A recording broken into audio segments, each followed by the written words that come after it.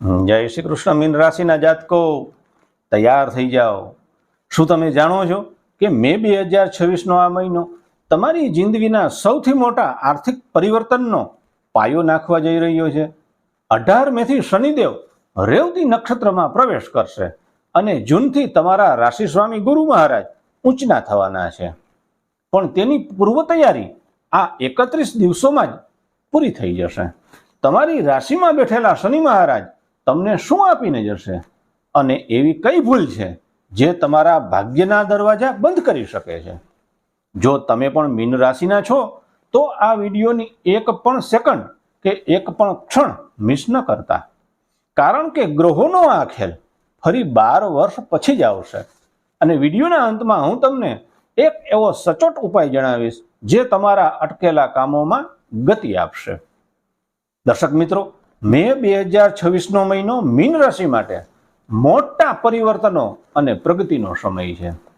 કેમ? 18 મેથી શનિદેવના નક્ષત્ર પરિવર્તનને કારણે તમારા અટકેલા આર્થિક લાભમાં હવે જોરદાર તેજી આવશે. ખાસ કરી અને બાંધકામ અને રિયલ એસ્ટેટ ક્ષેત્રે જોડાયેલા લોકો માટે આ સમય અત્યંત શાનદાર રહેશે. જોકે ખર્ચ પર નિયંત્રણ રાખવું જરૂરી છે અને મહત્વની મીટિંગ્સમાં બોલવા કરતાં સાંભળવા પર વધુ ધ્યાન આપવું હિતાવહ છે. મોઢું બંધ રાખવાનું અને કાન ખુલ્લા રાખવાના એ જરૂરી છે.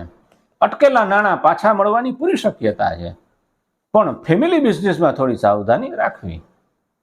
કરિયરની વાત કરીએ તો 15 થી 31 મે દરમિયાન 15 મે થી 31 મે દરમિયાન પ્રમોશનની અપેક્ષાઓ પૂર્ણ થઈ શકે છે અને નોકરીની શોધમાં રહેલા લોકોને નવી તકો મળશે. લક્ઝરી અને આરામમાં વધારો થશે. ખાસ કરી અને ફેશન અને ઇન્ટિરિયર ડિઝાઇનિંગના ક્ષેત્રમાં માતાના સ્વાસ્થ્યમાં સકારાત્મક સુધારો જોવા મળશે.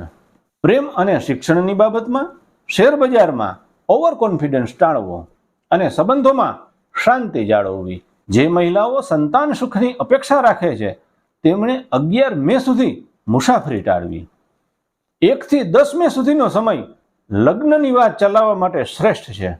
મેડિકલ ક્ષેત્રના વિદ્યાર્થીઓ માટે પ્રગતિના માર્ગ ખુલશે. રેસ્ટોરન્ટ અને વકીલાતના કામમાં આ મહિનો ખૂબ લાભદાયક રહેશે.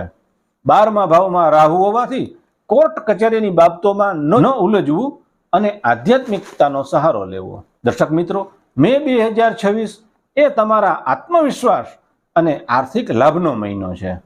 આ મહિનાને વધુ શુભ બનાવવા માટે એક ચમત્કારિક ઉપાય કરજો.